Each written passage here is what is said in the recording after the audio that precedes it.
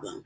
But then I thought, no, most women do. I don't care if you're dark. I don't care if you're light. I don't care if Yes. you're old. I don't care if you're young. I don't care if you're tall, if you're short, if you're fat, if you're skinny. Somebody is always going to have something to say.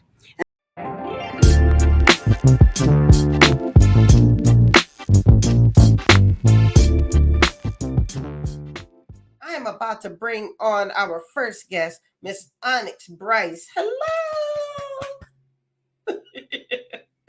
How are you? I am blessed and highly favored. Yes, yes. Well, we have been trying to get together for quite a while, so I'm glad we were finally able to make this happen. Me too. Me so, too. so before we get started, can you tell everybody who is Onyx Brice? Okay, Onyx. My pen name is Onyx King. Um, Okay. Brice is my married name, and I'm trying to slowly move things over and to that name. Okay, Antoinette is also it's my legal first name. Onyx is not only my pen name, it's also a family nickname, and it goes with the latest book that I've written called Even Me. Because Onyx, I always had a problem with people calling me names because I'm so dark. Mm. Actually, one time my uncle actually said to me, "Girl, you so black the oil light comes on when you get out the car." See? So that really hurt my feelings. And I went to my grandmother's. Now, y'all know grandmothers are very special. So my grandmother took me to a jewelry store. She showed me all of these beautiful pieces of jewelry with a black stone in the middle. And I said, "Mama, what is that?"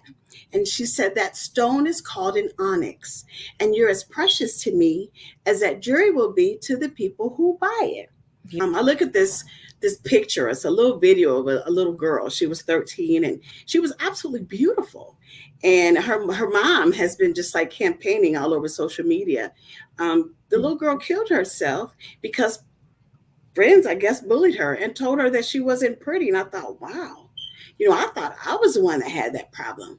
But then I thought, no, most women do. I don't care if you're dark. I don't care if you're light. I don't care if Yes. you're old. I don't care if you're young. I don't care if you're tall, if you're short, if you're fat, if you're skinny. Somebody is always going to have something to say. And that brings me to my latest novel. And I wrote Even Me because I wanted people to realize it doesn't matter what other people say about you, because you know what?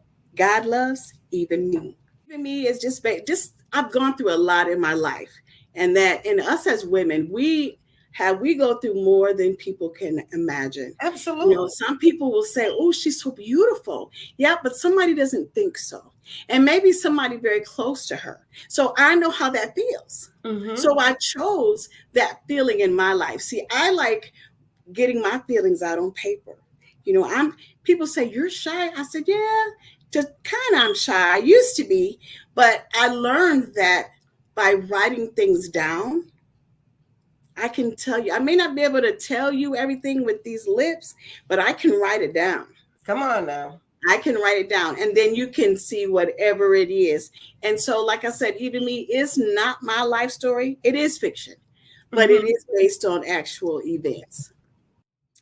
Well, I fell in love with reading first. I fell in love with reading first. I've liked to read probably since I was in the third grade.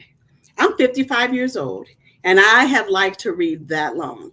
Yes. Um, I just I always had a horrible low self-esteem. And so I could just lose myself in a book. And I would always make believe I was either this character or this character, or I could just live into that world. And I could always escape that way. I loved it always. And that's when I started, reading. Well, and so as I began to grow, I just began to experience a lot of things. Now, the fact that I am an avid reader Mm-hmm. has actually helped in my writing. So, like I said, I may not be able to tell people things that have happened in my life. And it started actually as a part of therapy. Well, the thing is, you probably and one thing I tell my clients when my coaching clients when they want to write, I'm like, you've got to strip down.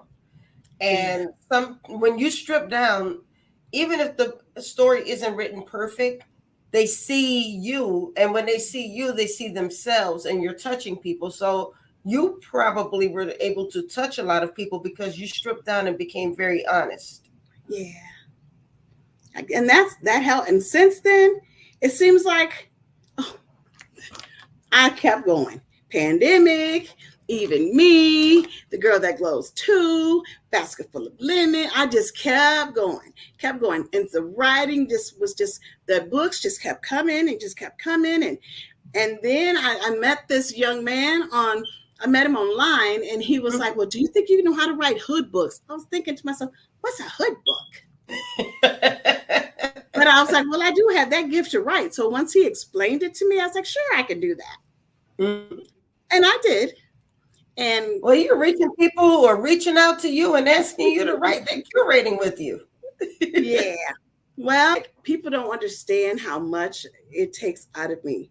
Like I have a full-time job, right? Yes. Like I just got off work today and ran in here and turned this computer on. I got off work 10 minutes before I logged in, so don't feel bad. So it's like when you do the play thing, you know, it's like, okay, I got to buy these uniforms. I got to find and pay for the venue. People don't even know. All they know is I work with all these kids. And I mean, where did their mothers come from? The kids aren't the problem. It's their mama. You have all these young girls that are dancing, and then their mother's like, well, you know, she's doing really good. Now, this is a week before the play.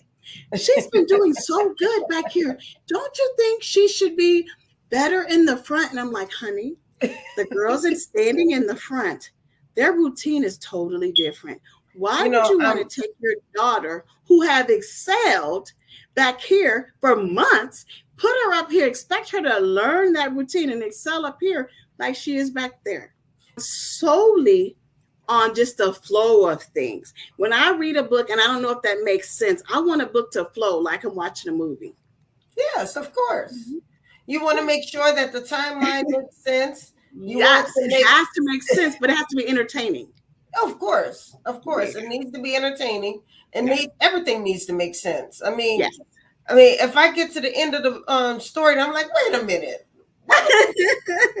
I have gotten so frustrated with a story because I like to stick with the story all the way to the end, even if it's a little boring, even if it's I'm always hoping that it'll come together by the end. And so then when I finish reading it and it hasn't come together by the end, I get mad. And I have been known to throw a book across the room. I mean, I can overlook a typo or two. I can overlook a mistake, but if you kept me reading that book all this whole time and I don't feel like I've come to any type of closure with the story, I'm mad. Me too. See, you know what I'm talking about.